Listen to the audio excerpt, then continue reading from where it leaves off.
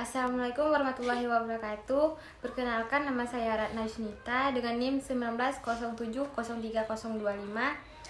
Baiklah, saya di sini akan membuat video tentang soal UTS Oceanografi yang diberikan oleh Bapak Ilham Zulfahmi, MSI, sebagai dosen pengampu.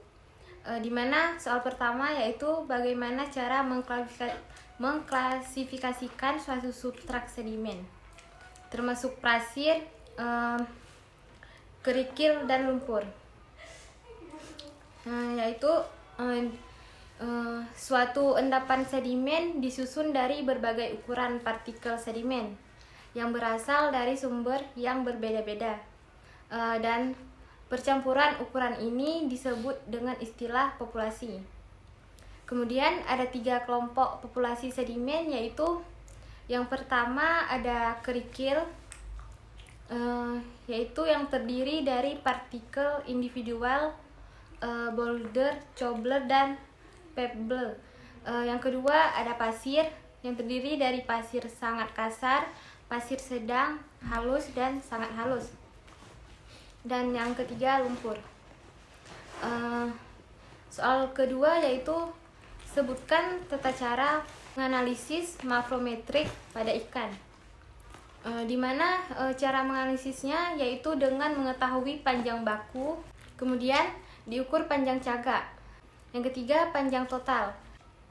Selanjutnya tinggi badan yang diukur pada tempat yang tertinggi antara bagian dorsal dengan ventral.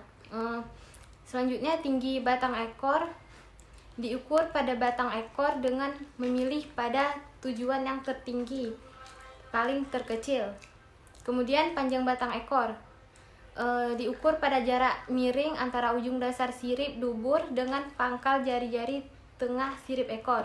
Kemudian panjang dasar sirip di mana diukur pada punggung dan sirip dubur dengan mengukur jarak antara pangkal jari-jari pertama dengan tempat selaput sirip di belakang jari-jari terakhir bertemu dengan badan. Jarak ini diukur melalui dasar sirip.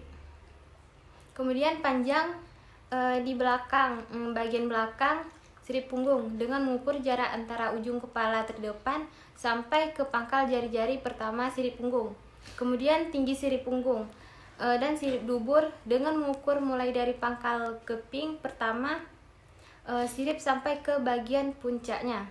Selanjutnya panjang sirip dada dan sirip perut dengan mengukur panjang terbesar menurut arah jari-jari yang diukur dari bagian dasar sirip yang paling depan atau terjauh dari puncak sirip sampai ke puncak sirip.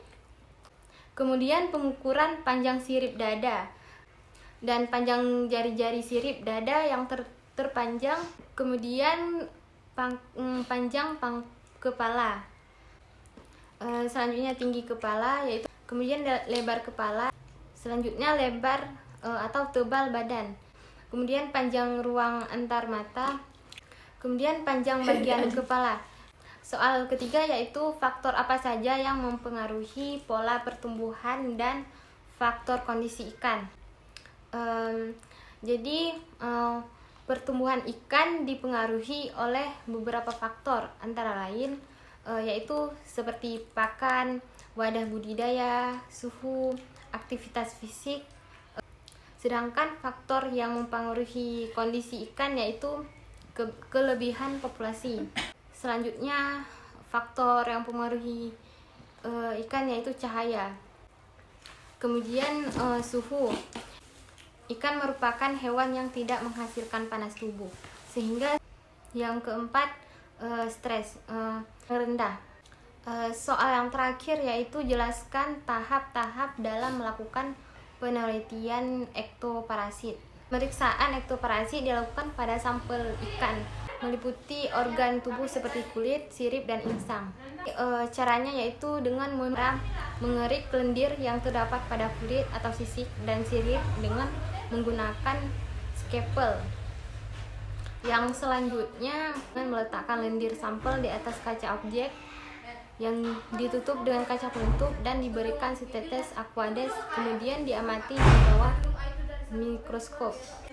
Kemudian pada pemeriksaan insang, potong insang dan campuran petri. Setelah itu diletakkan di atas kaca objek, ditutup dengan kaca penutup dan diberikan setetes aqueous yang kemudian diamati di bawah mikroskop. Selanjutnya, bagaimana cara menghitung prevalensi, dominansi, dan predileksi, yaitu dengan cara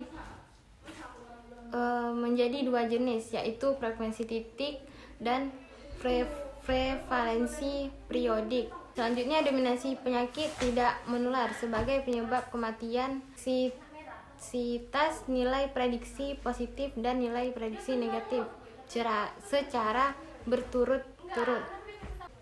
Sekian penjelasan dari saya. Lebih dan kurang saya mohon maaf. Wassalamualaikum warahmatullahi wabarakatuh.